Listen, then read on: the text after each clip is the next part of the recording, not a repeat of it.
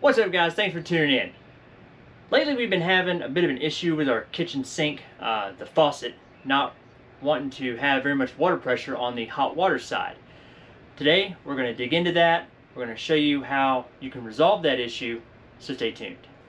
So on the cold water side, we have nice solid water pressure. But as soon as you go to hot, it doesn't come out very well. So sometimes it's even worse than that. I mean, it'll get down to where it's just barely a trickle, but even now you can see that's the hot side, and then the increase in pressure when we go to the cold side. I believe the culprit is sediment buildup that's in the lines coming from our water heater into the hot water side of the faucet. We thought about replacing the faucet, but before we go that route, I want to try to take it apart. I want to see if I can clean that out and get our water pressure back. If we can, I'm not going to worry about replacing the faucet because a new faucet is going to do the exact same thing. Alright, so the first thing we're going to do, we've got our water turned off. We open the hot side of the faucet to let the pressure off, so now no pressure in that line. So we should be able to take this off. It shouldn't be too hard to get off. It's just like a hand tight connection under here. We are going to have a little bit of water come out, but we got a towel down so it'll catch all that.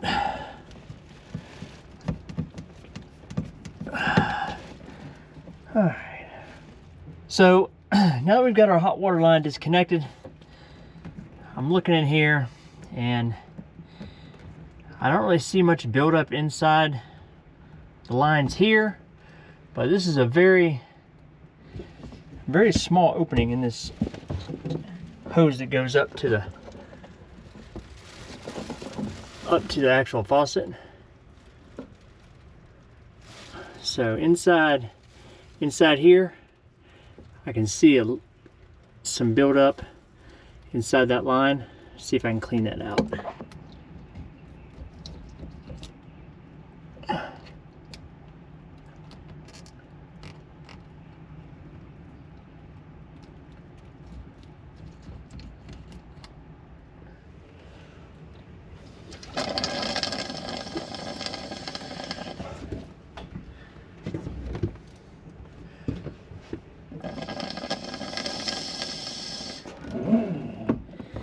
Got the hot water side open.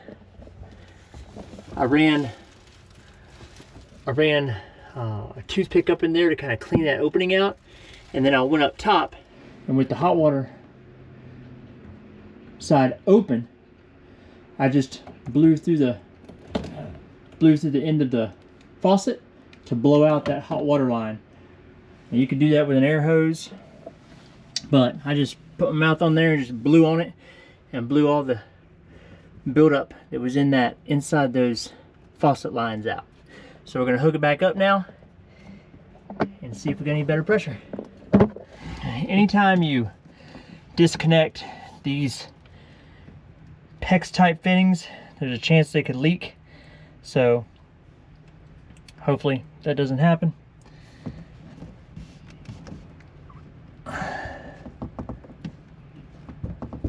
Actually had an issue with them leaking when this unit was brand new. Not getting tight enough at the factory, I guess. But I tightened them up way back then and haven't had an issue. So we're going to tighten these back down.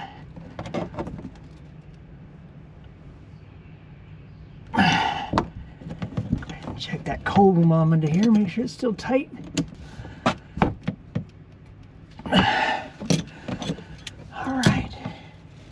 Turn the water back on, see what happens. Alright, so we've got the water turned back on. See if that helped our water pressure at all. That's the cold side. It's the hot side. There's still a slight difference in pressure, but it's definitely a lot more consistent between the hot side and the cold side than what it was. Like I said, this was getting all the way down and just had a little trickle running out of it at some times. I mean, it would just be barely coming out. So if you're having an issue with the pressure on the hot water side of your kitchen faucet, that's one thing you can do to try to help it out. I know I see a lot of posts with people replacing the faucets.